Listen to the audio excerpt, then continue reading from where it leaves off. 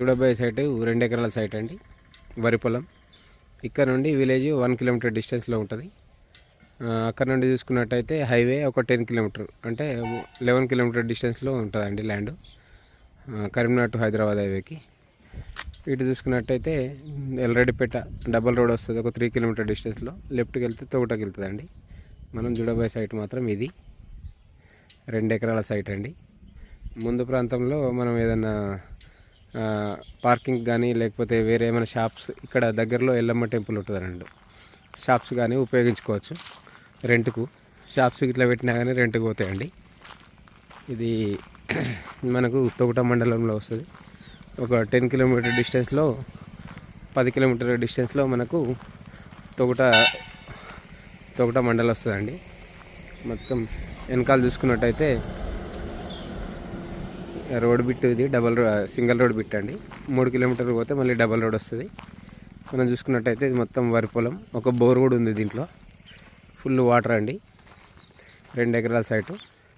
ఎకరానికి వచ్చేసి 42 లక్షలు చెప్తున్నారు. చుట్టూ కడీలు ఉంటాయి, బౌండరీస్ ఉంటుంది. మనకు ఎకరానికి వచ్చేసి 42 లక్షలు చెప్తున్నారండి. చూస్తుంటే వెనక ప్రాంతంలో మొత్తం కొండలు, అది మల్లన్న సాగర్ ప్రాజెక్ట్ అండి. అది ఫుల్ వాటర్ సోర్స్ ఉంటుంది ఇక్కడ. మనం వాటర్ కూడా పోస్తుంది ఆల్రెడీ. మనకు కరీంనగర్ టు హైదరాబాద్ హైవే వచ్చేసి ఒక 11 కిలోమీటర్ల డిస్టెన్స్ ఉంటుందండి.